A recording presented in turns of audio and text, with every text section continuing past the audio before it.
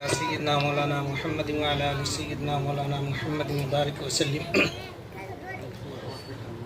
نحمده ونستعينه ونستغفره ونؤمن به ونتوكل عليه ونعوذ بالله من شرور أنفسنا ومن سيئات أعمالنا. من يهده الله فلا مضل له ومن يضلله فلا هادي له. ونشهد أن لا إله إلا الله وحده لا شريك له. ونشهد أن سيدنا وسندنا وحبيبنا وشفيعنا ومولانا محمد. أما بعد فأعوذ بالله من الشيطان الرجيم. بسم الله الرحمن الرحيم. اقرأ باسم ربك الذي خلق. خلق الإنسان من علق. صدق الله مولانا العظيم. قال النبي صلى الله عليه وسلم طلب العلم فريضة على كل مسلم ومسلمة او کما قال علیہ الصلاۃ والسلام.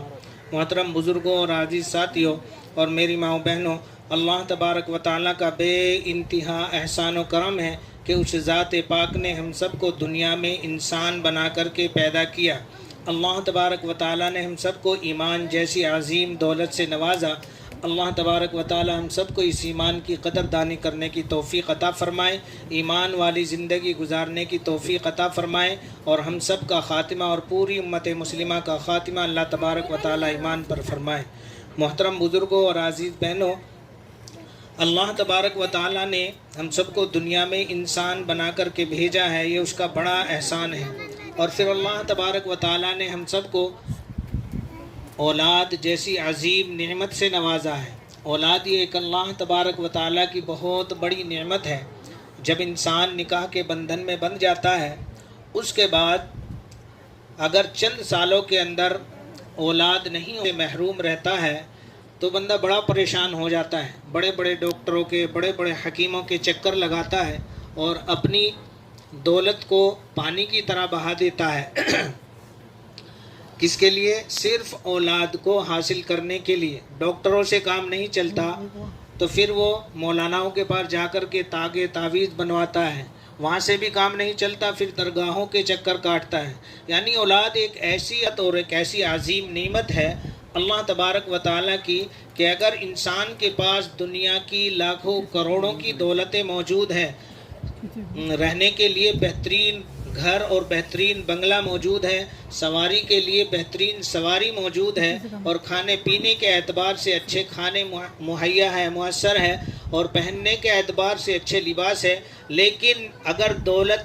یہ اولاد کی نعمت سے محروم ہے تو یہ سمجھتا ہے کہ دنیا میں اس کے پاس کچھ نہیں ہے. یہی وجہ ہوتی ہے کہ انسان اگر اس حالت میں کعبۃ اللہ میں بھی جاتا ہے تو کعبۃ اللہ میں بھی صرف اور صرف یہی دعا کرتا ہے کہ اللہ مجھ کو کسی نہ کسی طرح اپنی اس نعمت سے نواز دے. اور جب اللہ تبارک و تعالیٰ اس نعمت سے، اس دولت سے انسان کو نواز دیتا ہے تو پھر وہ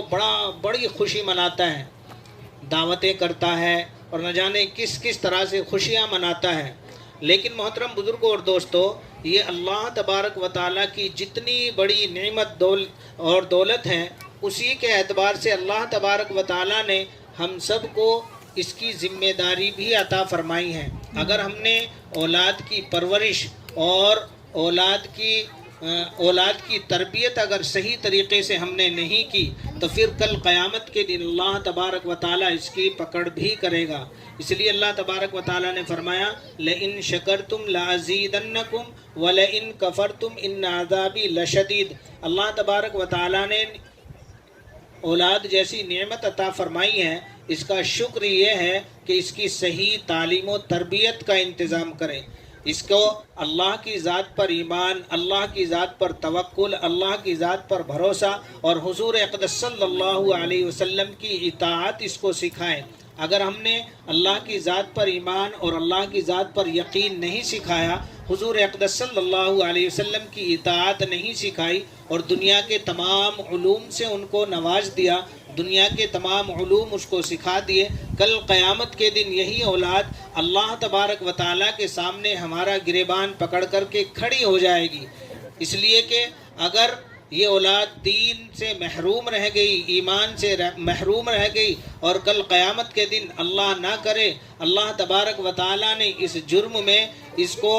اگر جہنم میں ڈالنے کا فیصلہ کر لیا تو پھر وہ سب سے پہلے اپنے والدین کا گریبان پکڑے گی، اپنے والدین کا دامن پکڑ لے گی اور اللہ تبارک و تعالیٰ کی بارگاہ میں کہے گی کہ اللہ میرا کوئی جرم نہیں ہے، میرا کوئی قصور نہیں ہے، اگر میرے والدین چاہتے، جس طریقے سے مجھ کو میرے والدین نے دنیاوی علوم سکھائے، دنیاوی تعلیم سکھائی، جس طریقے سے پابندی کے ساتھ مجھ کو اسکول میں بھیجا، کالجوں میں بھیجا، میری پڑھائی کے اوپر لاکھوں روپیے خرچ کیے اور نہ جانے کس کس طریقے سے میرے اوپر محنت کی اور دنیاوی تعلیم سے مجھ کو آراستہ کیا، دنیا کی تعلیم مجھ کو دلائی، اگر یہ اسی طریقے سے، اسی محنت سے، اسی اعتبار سے مجھ کو مکتب میں بھیجتے، مدرسے میں بھیجتے، دین کی تعلیم سکھاتے، تو آج میں بھی دین پر عمل کر کے اللہ کی اطاعت اور اس کے رسول صلی اللہ علیہ وسلم کے طریقوں پر زندگی گزار کر کے آج میں بھی جنت کی مستحق ہو جاتی یا ہو جاتا، لیکن میرے والدین نے دین کے اعتبار سے، تربیت کے اعتبار سے میری پرورش میں کوتاہی کی، اس لیے ان کو بھی مجھ کو میرے ساتھ میں جہنم میں داخل کر دیں۔ اس لیے ہمارے بچوں کی ہمارے اوپر بہت بڑی ذمہ داری ہے،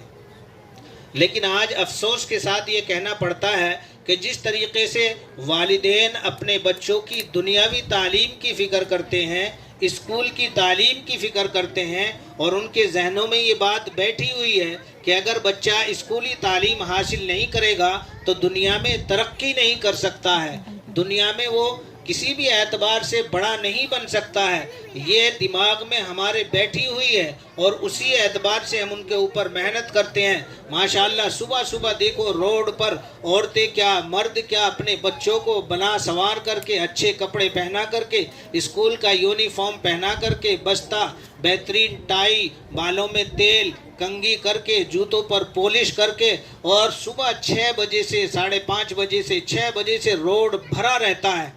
سب اپنی نیند کو قربان کر کے، اپنے آرام کو قربان کر کے اپنے بچوں کو اسکول چھوڑنے کے لیے ایک بہت لمبی قطار لگی رہتی ہے۔ اسی اعتبار سے کاش آج مسلمان بھی اپنے بچوں پر دین کی محنت کر لیتا، دینی اعتبار سے ان کو تعلیم دلانے کے لیے کاش آج ہم لوگ مکتبوں میں اپنے بچوں کو بھیجنے کے لیے ان کے اچھے لباس کا انتظام کر لیتے، ان کے بالوں میں تیل لگا کر کے، کنگھی کر کے۔ ایک تو بچہ دنیاوی تعلیم سیکھنے کے لیے جا رہا ہے اسکول میں،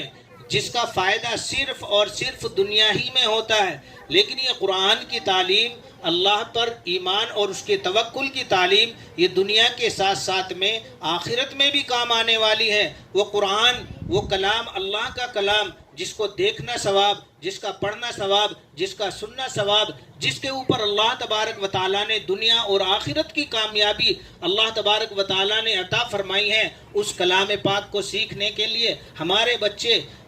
گندگی میں سے کھیلتے کھیلتے چلے جاتے ہیں، نہ ان کا منہ صاف ہے، نہ ان کے ہاتھ صاف ہیں، نہ ان کے کپڑے صاف ہیں، نہ ان کے پیر صاف ہیں، ان کی ناک بھی ایسے ہی ہے، ان کا چہرہ بھی ایسے ہی ہے، اور اسی طریقے سے ہم اللہ کا کلام سیکھنے کے لیے ان کو مکتبوں میں بھیجتے ہیں۔